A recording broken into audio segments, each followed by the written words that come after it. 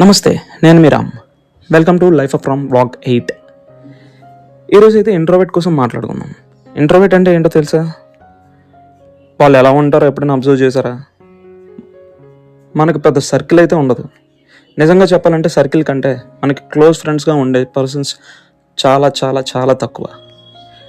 కానీ వాళ్ళతోనే మన హ్యాపీనెస్, వాళ్ళతోనే మన కష్టాలు, మన లైఫ్లో జరిగే ప్రతి మూమెంట్ విషయం షేర్ చేసుకుంటాం. ఒకవేళ వాళ్ళు అవైలబుల్గా లేకపోతే మనతో మనమే ఉంటాం, మనతో మనమే మాట్లాడుకుంటాం. ఈ ఫీలింగ్ కొంచెం స్ట్రేంజ్గా ఉంటుంది. కొన్నిసార్లు చాలా పీస్ఫుల్గా అనిపిస్తుంది. ఇంకొన్నిసార్లు అదే సైలెన్స్ చాలా బాధగా అనిపిస్తుంది. మీరు అలోన్గా ఉన్నా సరే హ్యాపీగా ఫీల్ అవుతుంటే ఆ హ్యాపీనెస్ని మాత్రం ఎంజాయ్ చేయండి. కానీ నాతో మాట్లాడడానికి ఎవరు లేరు, నా ఫీలింగ్స్ ఎవరికి చెప్పలేకపోతున్నా అని అనిపిస్తే మాత్రం మీకోసం మీరు కొంచెం టైం అయితే స్పెండ్ చేయండి. ఒక్కరే బయటికి వెళ్ళండి, నచ్చిన ఫుడ్ తినండి, నచ్చిన ప్లేస్కి వెళ్ళండి.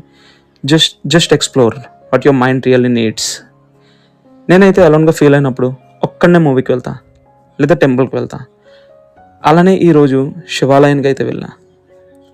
నాతో నేను చెప్పుకోలేని మాటలు, ఇంకెవరితో షేర్ చేసుకోలేకపోయిన ఫీలింగ్స్ అన్నీ ఆ శివ అయితే చెప్పుకున్నా.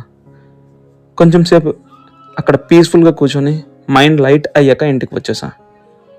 ఇంట్రోవర్ట్గా ఉండడం బ్యాడ్ కాదు బ్రో, ప్రతిసారి లోన్లీనెస్ అని కూడా కాదు. Sometimes being an introvert is actually a blessing.